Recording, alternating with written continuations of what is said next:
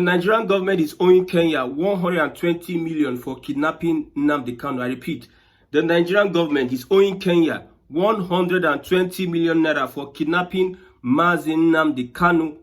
Yes, Kenya says that Nnamdi Kanu was kidnapped in Nigeria and went against the laws of Kenya.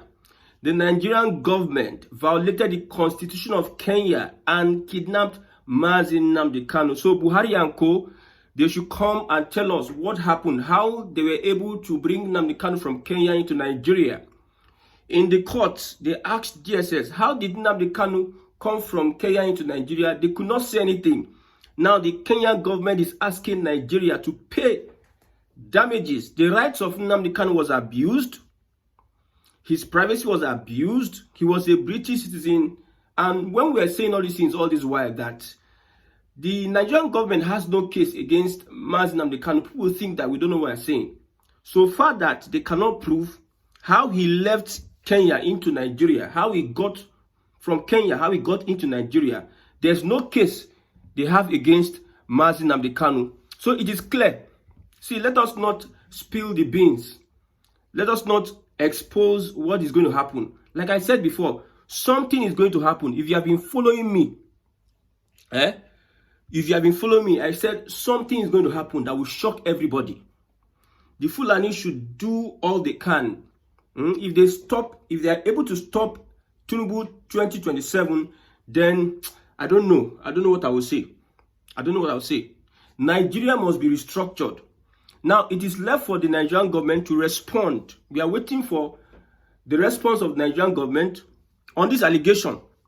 Okay, let's look at IPOB reacts as Kenya court declares Nnamdi Kanu's arrest, extradition, illegal. So when Nnamdi Kanu was going to court, we are saying that he was illegally taken from, during Buhari regime, they kidnapped him. Hey, they say, why will you say kidnap? No, we followed protocol. Malami and co, they were trying to play politics with the whole thing. Play politics. No, we did not do this. Now the truth is coming out under Tinubu's administration. Okay? In a ruling delivered on 24th June 2025, Justice E.C. Mwita condemned both the Kenyan and Nigerian governments for gross violation of Kanu's fundamental rights and awarded him 10 million Kenyan currency in compensatory damages. Justice Mwita, in his judgment, said the government of Kenya violated the constitution and Mr. Nnamdi Kanu's rights and fundamental freedoms. Having entered Kenya lawfully, he was subject to the protection offered by the Constitution of Kenya 2010. However, he was abducted. That is Kenyan government saying. Under Buhari, we were saying that Nnamdi Kanu was abducted. They say, don't say. Why will you say so? The Nigerian government will be threatening. Why will you say we are abducted? We followed through process. We went through this, through that. Or they tried you see, justice delayed is not justice denied. Okay? He was abducted, kept in solitary confinement, tortured and forcibly removed from Kenya without following the law. The court further declared that Kanu's abduction, incommunicado detention, and denial of food, water, and medication were flagrant breaches of his constitutional right. It also ruled that his forcible removal to Nigeria violated Kenyan laws and international legal standards. Nigeria is guilty of international crimes, according to this report. Now, the IPOB accused the Nigerian and Kenyan government of orchestrating a criminal act of state-sponsored international terrorism and vowed to pursue global accountability for those involved. So now, the Nigerian government under Buhari, how far? What is going to happen now? You committed a criminal act, a state-sponsored criminal act. Somebody that is committing a state-sponsored criminal act is taking somebody to court. If you are going to come before the law, you must come with clean hands.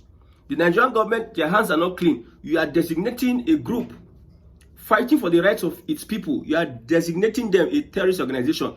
What what right or what morality does the Nigerian government have to designate IPOB a terrorist organization under Buhari?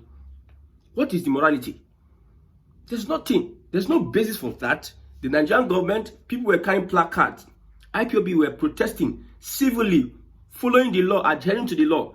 They were carrying placard. You carried gun and started mowing them down. You started killing. Who is going to pay for the lives of those that have gone?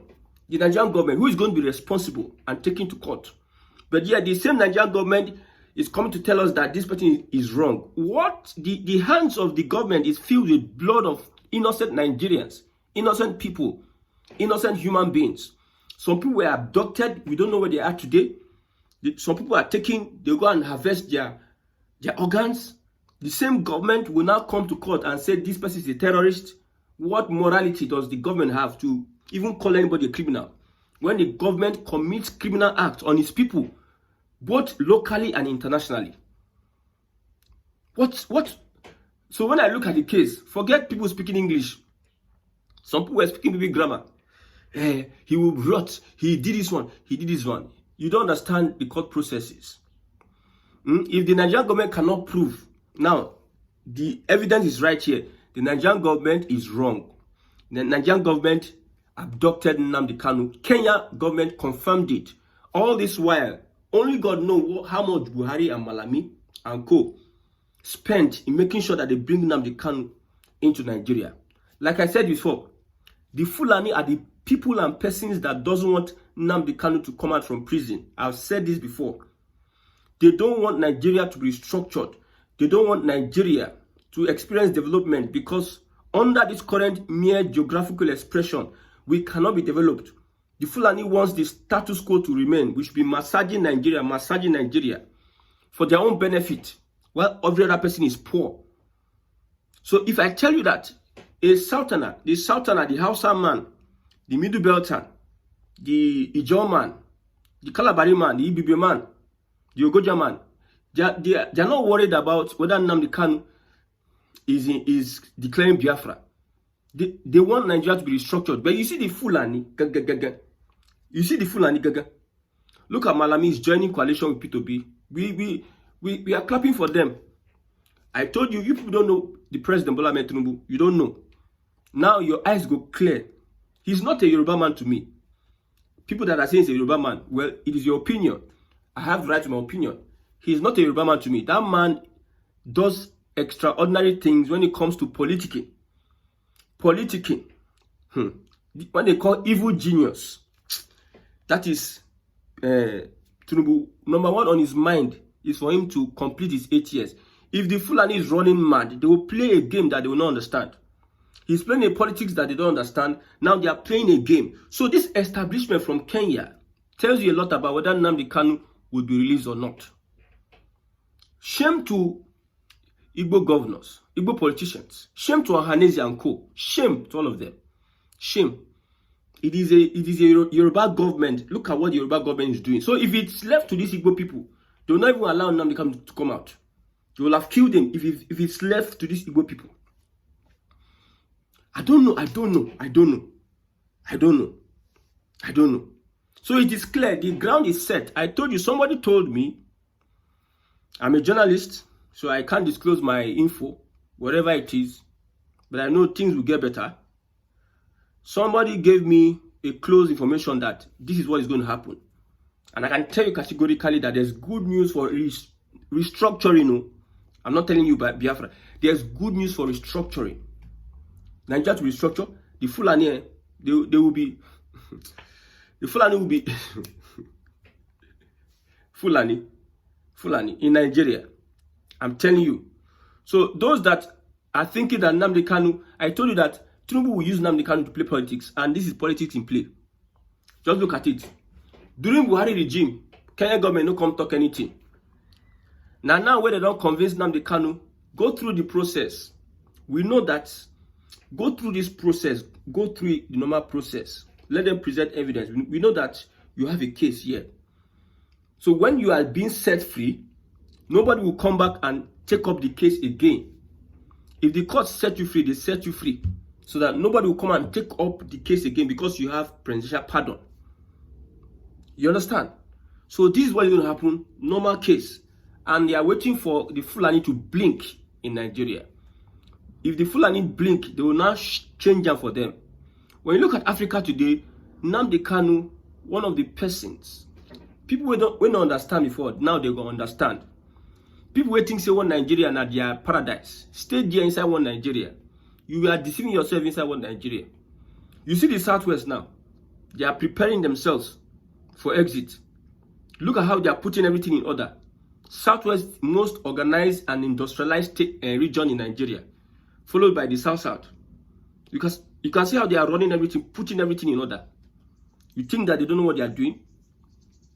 You think every other region is jumping left, right, center, no focus, no agenda, nothing really to build their region.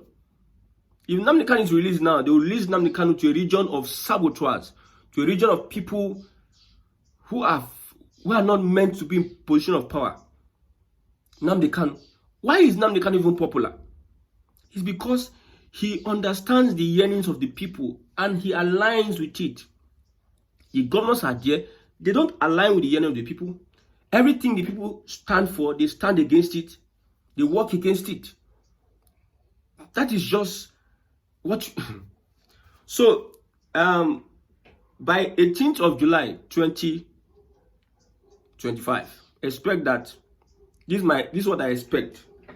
I don't think Nnamdi Kanu will be released just like that. Something will happen. They will buy time. They will buy time. They will be waiting for the Fulani to blink.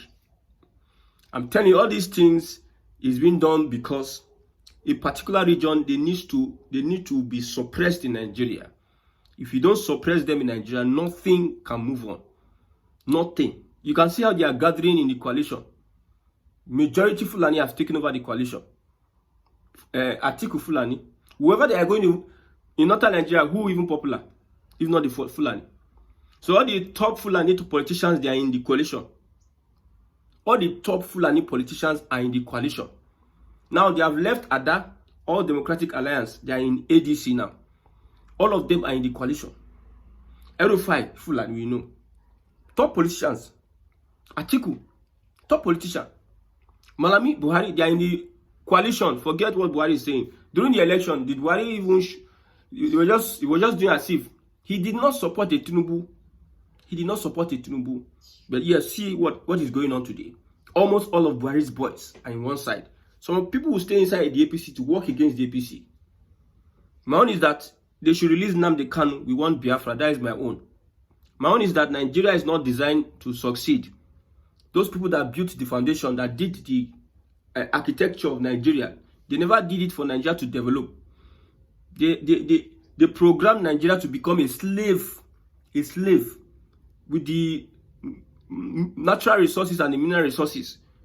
Yet, we cannot boast of anything for the next 10 years. We have not had electricity, no stable water, no stable electricity, no infrastructure. What else? The economy is tanking. GDP is lower. With our population, we cannot, there's no way forward. So that's how the British want it, so that they will use the opportunity, be feasting and be chopping from all over now. So it's very important. Who is going to pay? Who are they going to send this money to? They are going to pay to Nnamdi Kanu, of course. The other time they awarded something around 100 million or 1 billion. The Nigerian government under Buhari did not even do as if they awarded them to pay any money. A lawless system, a lawless government, a lawless administration. The Buhari administration, a lawless. Tinubu now took over from them and doing pro-max. So whatever that is going to happen, Nnamdi Kanu must be free. I said, one of my first broadcasts, I said nothing should happen to Nnamdi Kanu because Nnamdi Kanu is the face of Southeast. Nnamdi Kanu is in detention. All of us were in detention. So me, as I did DSS custody. As I sit down here, I did DSS custody. I'm not free because Nnamdi Kanu is in detention. And woe to Southeast governors, woe to politicians in the Southeast, woe to Ohaneze. See, if I see Ohaneze on the road, I would like to... Let me not even talk. The anger in me If Nnamdi Kanu is released today, there will be celebrations all over. There will be celebrations. Some people, you go pain them. You go pain them. The more you keep Nnamdi Kanu in Nigeria, the more it's difficult for Nigeria. See, the more problems Nigeria attract to itself. You say Nigeria is united. United. A president will bring a bill. A part of Nigeria will say no, will say yes. What is the unity there? Not that the bill is a bad bill. If they want to share something, somebody will walk. Monkey go walk, babu go chop. That is Nigeria. One Nigeria. Some people, they have resources in their region, but they are taking advantage of one Nigeria, stealing resources from other people's region. They offer themselves to be saboteur for outsiders to come and take over our resources. Who is helping us to drill our oil? Who is helping us to mine our gold? Who is helping us to fix our refineries? Who is helping us to fix our roads? Who is helping us to maintain our critical infrastructure? Who is helping us to build our rail? Shey na Nigerians they build them, abi na Oyibo they build them. Shey na Nigerians they drill our oil, abi na Oyibo they drill them. Shey na Nigerians they mine our gold. Which company is in charge? The equipment what they use mine. See, I don't know. I don't know what to say. Nigeria should wake up. Nigeria is a ship, is a sinking ship. Wake up and prepare for restructuring. That is the point blank of it. You are stuck there. Some people think that Nigeria will last forever. You refuse to go back to Aligbo to go and look at how you can put your place in order. At least if there's homecoming now, you'll be able to fix yourself somewhere. You lost yourself. You lost your history. You don't know your culture. You don't know your language. You're not even speaking. Cannot read, cannot even write your language. There's nothing. What identity do you have? I'm an American citizen. I'm a US citizen. Should be when they deport people. When Trump started his own deportation, some people that they deported from US to other countries, were they not American citizens? There's no place like home. There's no place like home. Where's your home? Is your home the Southwest? Is your home not the Southeast? You so value property than your posterity, than your heritage. That is an Igbo man. That's why their leaders can sell their people for whatever. Sell their people. The Arochukwu kingdom brought in slave trade, started selling their people to the Igara and everything. That's what they are known for. Nnamdi Kanu is released. There's going to be a reset. Igbo nation, regionalism, restructuring. There's going to be a reset in the South. And it's going to be a movement of people. The movement will get to unbelievable heights. Whatever Nnamdi Kanu says, me, I'm following. Whatever he says, because I believe if he's the Nnamdi Kanu that I know, he's going to talk about restructuring Nigeria. And that is what I've been doing from the onset that I started my broadcast. Restructuring Nigeria. Because I don't know, Nigeria has potentials. Look at the Yorubas, they have a lot of potentials. Look at the Igbos, they have a lot of potentials. Look at the Hausas, a lot of potentials. Look at the Ijaws, the Ishekiris, the Calabaris, the Okuns. Look at, they have a lot of potentials. But the Nigeria that we have today, there's a lot of sabotage that you may not be able to, you may be born into Nigeria and never fulfill destiny. If you are following the system of government, you may be born into Nigeria and it will be difficult for you. See rich men children, they create more opportunities. You see, your environment matters. The system matters. Some of us that are young, if we grew up in the American system, my brother, we go beat them for there. Some of us, especially like me, when I was in primary school, I got first. Secondary school, primary school, bright. But you see, the situation, I had to sell pure water, I had to sell, what do you call it? Ewejaku, this cassava and coconut. I had to sell mango. I sold fruits in their seasons, agbalumo, sell pawpaw. I even sold okeka. Those times I was using to do all those things because of lack of funds for me to further and use my brain.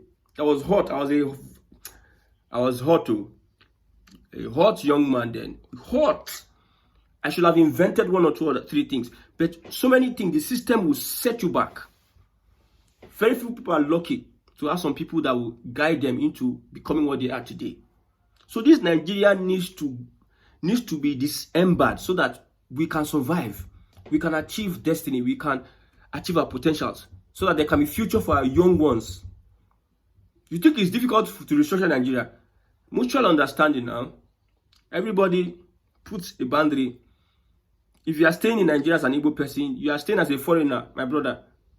You are staying as a foreigner. If the way Yorubas don't, if the way they are treating you, you don't like, you go back. You respect their culture, you respect their tradition, you respect everything. It does not become a no man's land. Everybody go, your focus, and by force, will now focus on the southeast. The northerners that are depending on oil, South Nigeria, they go enjoy their oil. The people now go and wake up, they ask that, look at Bayelsa. Look at the money Bayelsa is collecting. Look at Delta State. Look at the money Delta State is collecting. And we are, because of one Nigeria. Sometimes you can't even hold your leaders accountable. You cannot hold them accountable because the system does not warrant accountability. You cannot even protest because the system is so corrupt that you cannot protest. You cannot ask the right questions. You cannot. Nobody is held accountable in Nigeria today. And as we continue like this, since democracy, how many years now? Some people their life have been wasted. We can't continue so that you waste the life of another generation. We have wasted the life of a whole generation of millions of people with your one Nigeria. You still want to use the same one Nigeria and still put Nigeria in bondage. So the Nigerian government, I repeat, is owing Kenya 120 million naira. Go and pay Nnamdi Kanu 120 million naira because you people committed state-sponsored criminal crime under Buhari. Buhari and Malami, come and explain to everybody how you kidnapped or how you carried Nnamdi Kanu from Kenya into Nigeria. Shekina, nothing more, nothing less. So that I will not be talking too much stories. Tell the world. Britain, come and tell us your role in that is the role you played in bringing Nnamdi Kanu from Kenya. Ojizo Kalu, Ifayuba, all of now, come and tell us how Nnamdi Kanu got into Nigeria. Because if that young man come out, he will expose so many things. And these guys are afraid.